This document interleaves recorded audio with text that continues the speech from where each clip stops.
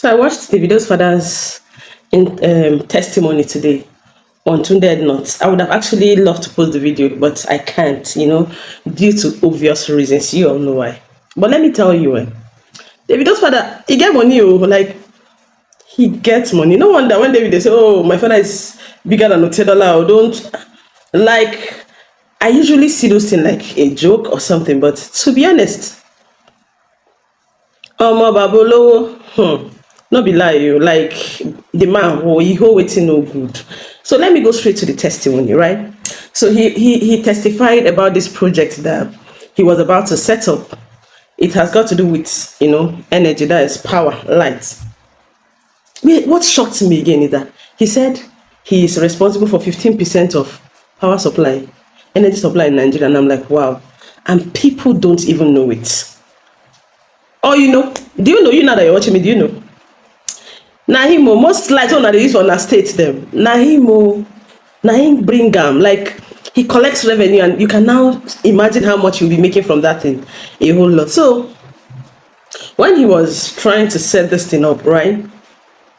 When he brought out his proposals and all that are presented, his Chinese friend told him, this thing is not possible. They're not going to approve it for you, right?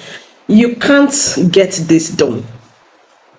And he said, I will. He said, because he knew people that have tried that thing, and and this time you have to meet people in power, and these people in power are people you cannot even bribe. So how do you think you can actually get this done? He said, okay. He became worried at some point, but there's one thing he said he did. Hey! He said he prayed. He's a Sabbath, a 7 days Adventist member. In fact, today now I know say those people. So did they pray? Me, I don't know. I have my own notion about Sabbath church. That will be later in the video though. So he prayed.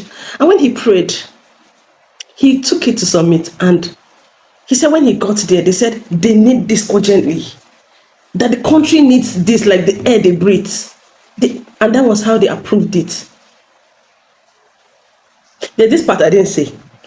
He said, God, I want you to prove to them that I have a God I serve. Are you seeing? Are you hearing it? I want you to prove to these people that there is a God I serve.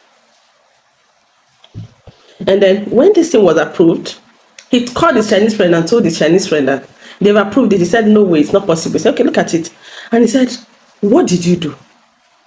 And he told him, I just prayed. And that was it. He said, you just prayed. You want to tell me that you just prayed? And that was, he said, he didn't pay any bribe. He said, I didn't pay any bribe.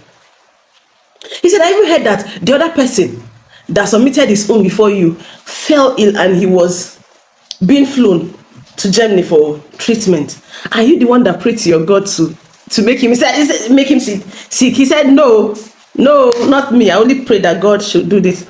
And God did it. And it was a very big testimony for him. Even me, I have a lot. I'll still say it, a big testimony. And since then, any other project he's carrying out with his Chinese friend tells him, maybe when he's going to church on Saturday, okay, this is what you're going to tell your God. Since your God does it, he's going to do it for you. As a Sabbatarian that is, they go to their own church on Saturday. You understand? So now you see this thing now is an evidential testimony. Like, in this testimony, I summarized this a whole lot, like a 10-minute video. But at least we've picked out something. Let me tell you what I learned from his testimony that inspired me, right? I know it from the beginning, but I want to share it with you. Your prayers works. Your prayers works. Don't feel, because this person is a pastor, then his prayers works more than mine. No. Your prayers actually works. And they tell you truth. I've been in tough situations in fact, whenever I'm in tough situations, I don't think of pastors. I go down on my knees and I get it sorted out.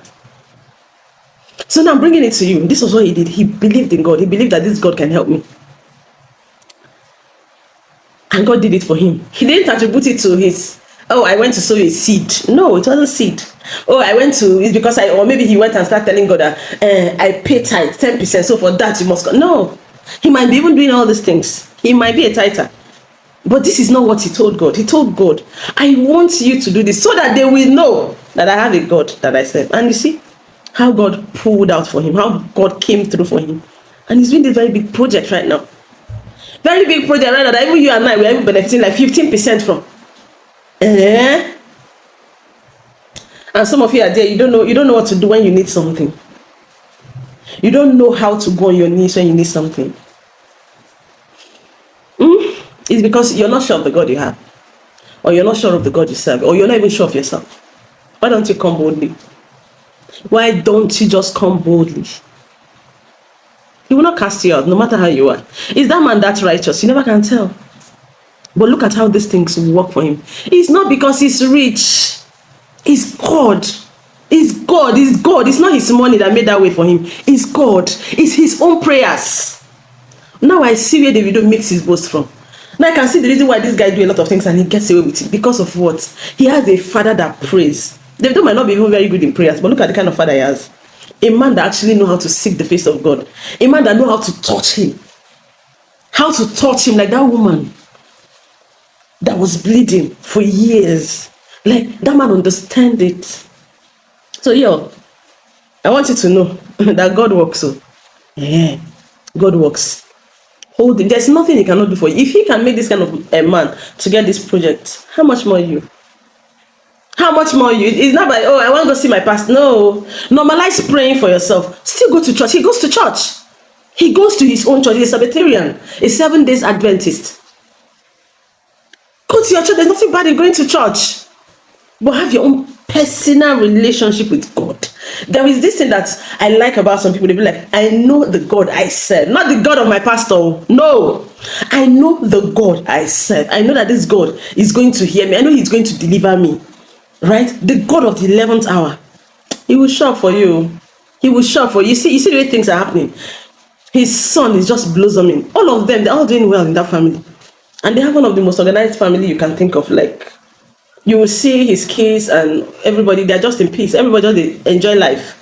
You could see his relationship with his brothers, his sisters, and everything. That man owned a university, and a lot. They don't father again. Last. In the serve God. So you better go to serve God. Forget all those people that are deceiving your social media. Oh, don't go to church. Don't do this. When somebody is telling you don't go to church, please go and look at their profile. Like me, what I do is I start scrolling. Let me see their profile. Let me see why this person is saying these things. Let me see if he even has anything. And at the end of the day, you find out those people that are saying those things, they don't even have anything. Some people, out of frustration, out of depression, they just put their camera on with their ring light and start saying rubbish. Don't fall for things like that.